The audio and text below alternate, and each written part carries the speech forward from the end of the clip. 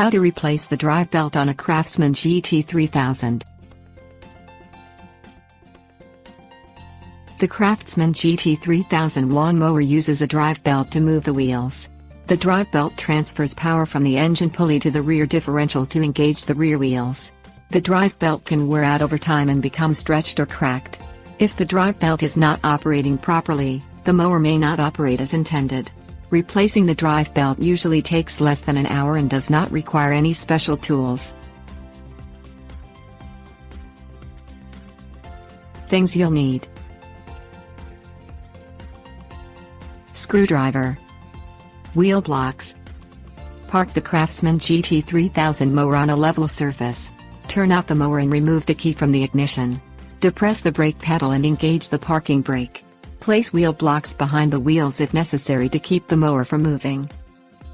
Depress the lift lever plunger and lower the mowing deck to the lowest position using the attachment lift lever. Locate the left-hand mandrel cover. It is the plastic that covers part of the belt and mandrel pulley. Remove the screws from the mandrel cover with a screwdriver. Roll the belt over the top of the mandrel pulley with your fingers. Remove the belt from the clutch pulley and idler pulleys with your fingers. Remove the belt from the Craftsman GT3000 mower.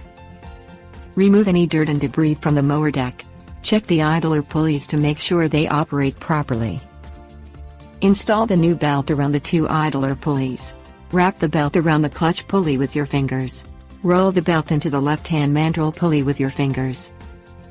Check the belt to make sure it is routed correctly on the Craftsman GT3000 mower.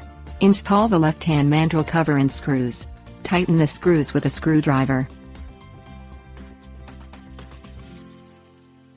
Tips: warnings. Allow the mower to cool down before performing this procedure.